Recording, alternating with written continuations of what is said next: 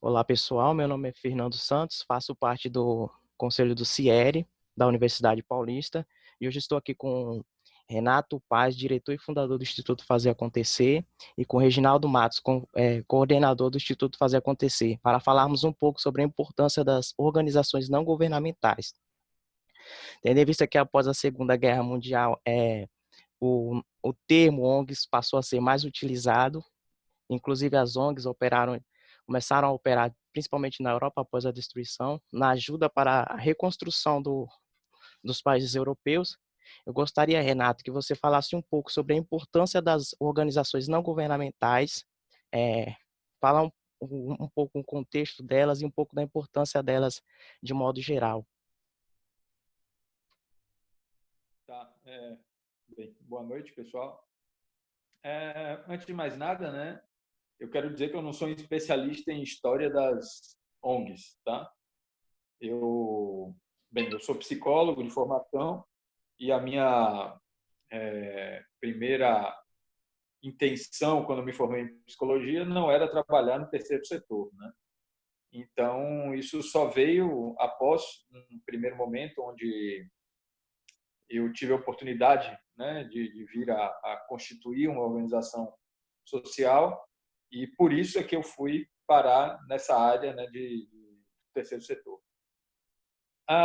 Eu acho que, se for para falar de uma maneira bem resumida, a importância das ONGs no contexto mundial é fundamentalmente pela agilidade de ação e pela possibilidade de inovação nas metodologias e nas tecnologias sociais.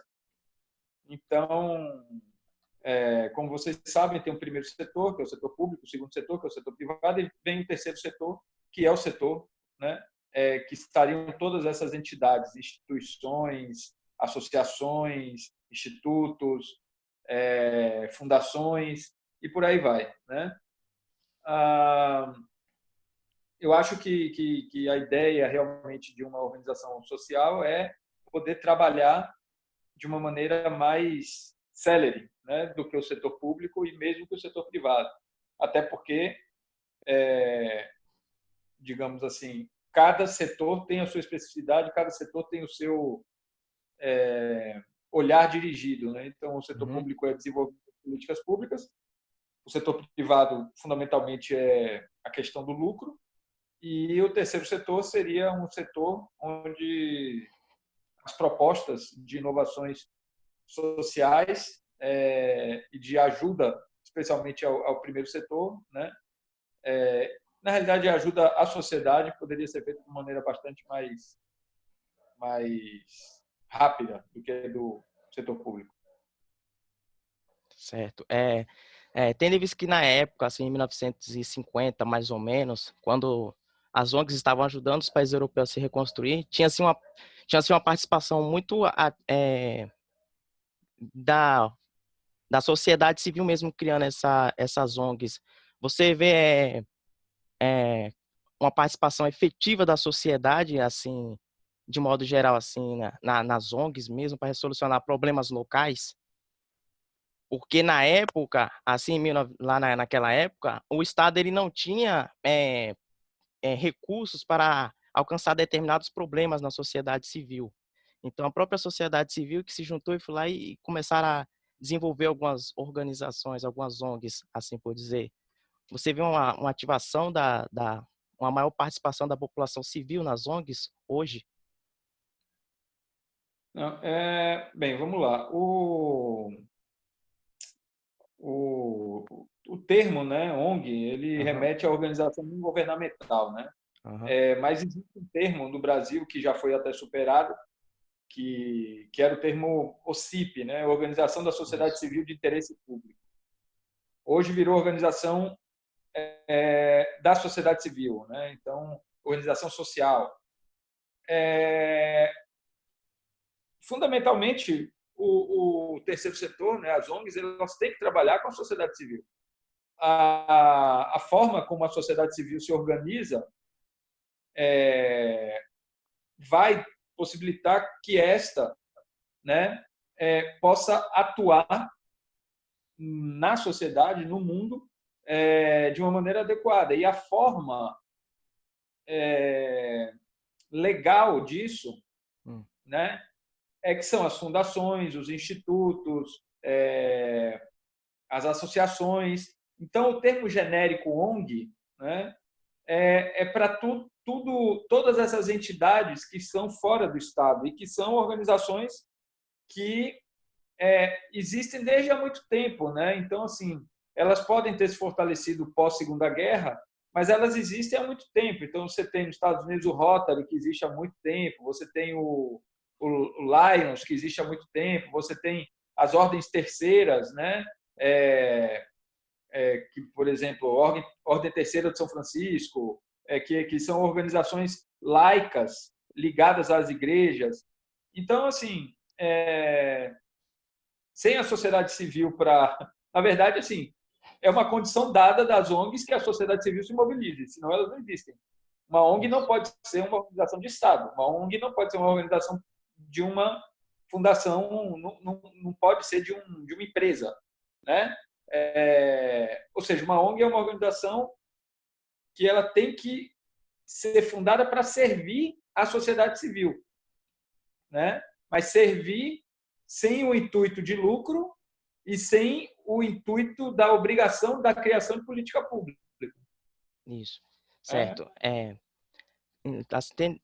Quais as principais dificuldades, de modo geral, assim, para as ONGs que você vê assim hoje em dia? Quais as principais dificuldades? A principal dificuldade sempre é o recurso. Sem recursos. Conseguir o recurso para você poder fazer o trabalho. No Brasil, especialmente, existe, além do recurso, como é que eu posso dizer, o caráter negativo que as ONGs ganharam ao longo do tempo. Especialmente no que diz respeito eu poderia até dizer, né, a classe média e tudo mais, que vem talvez desde a década de 90,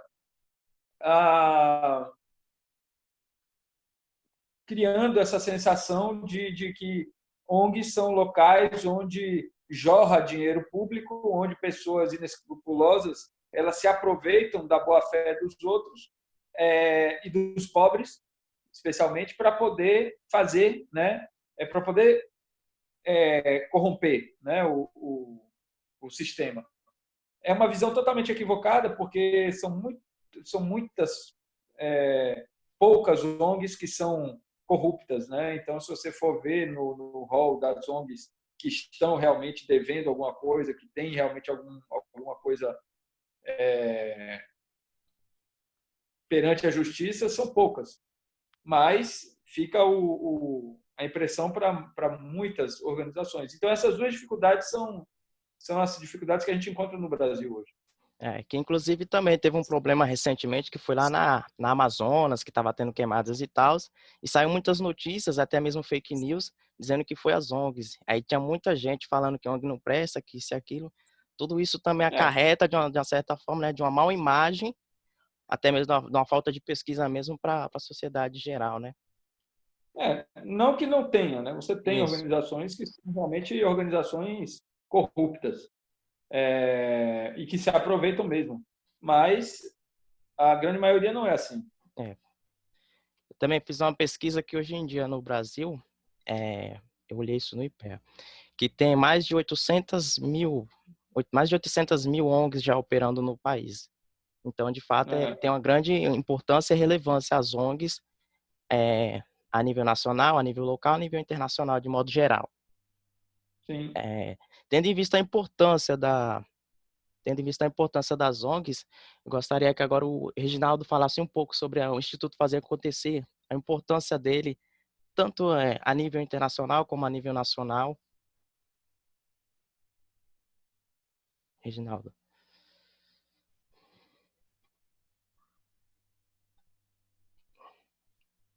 Acho que a internet dele deu uma travada, né? Oi, Fernando. Pode falar, Reginaldo. Pode falar um pouco sobre o Instituto Fazer Acontecer? O Instituto Fazer Acontecer, ele tem atuação aqui no estado da Bahia, né? mais precisamente em 25 cidades, em 3 regiões diferentes, né? Nós temos uma extensão territorial bastante imensa. A Bahia tem 417 municípios e a gente atua diretamente em 25 municípios e com projetos.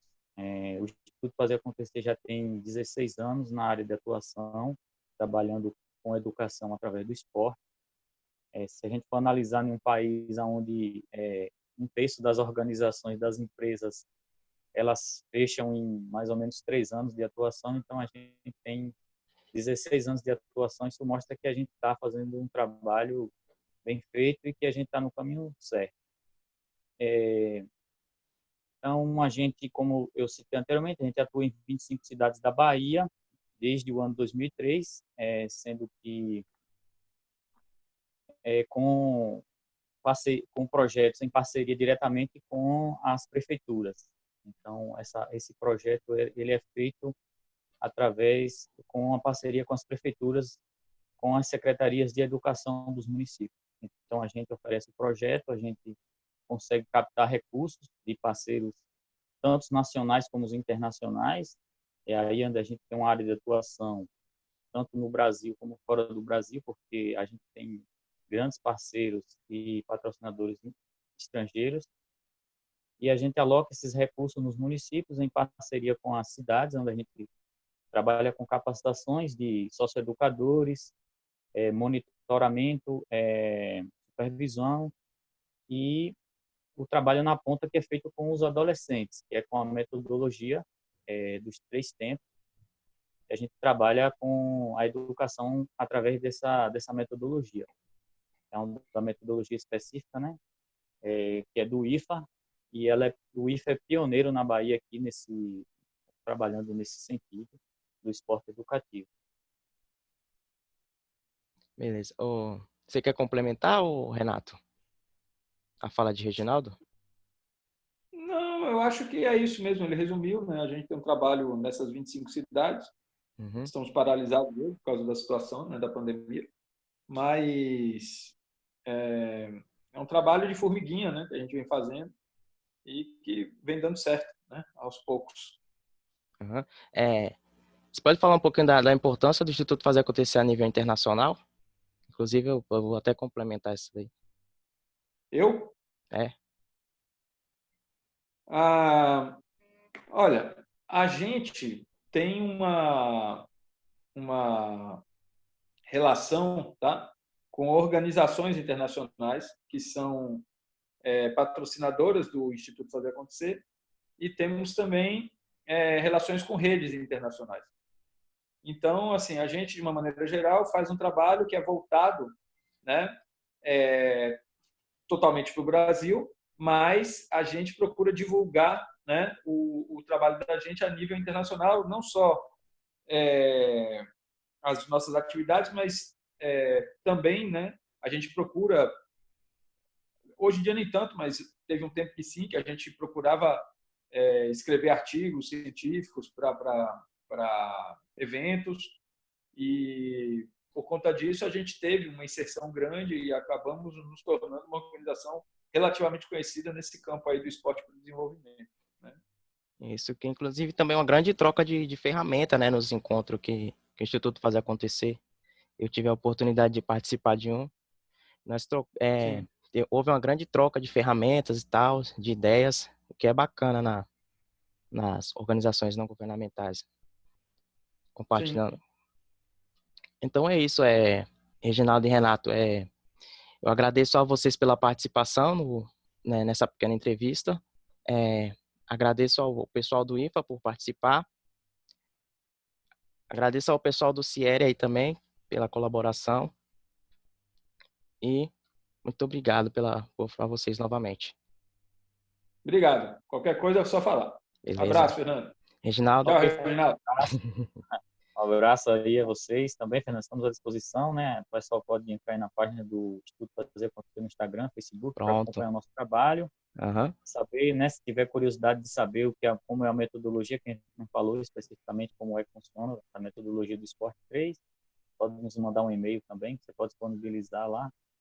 entrar em contato para que a gente possa, se tiver curiosidade de saber mais do nosso trabalho, a gente está à disposição para conversar. Obrigadão. Estamos... Então, tudo Valeu. ok.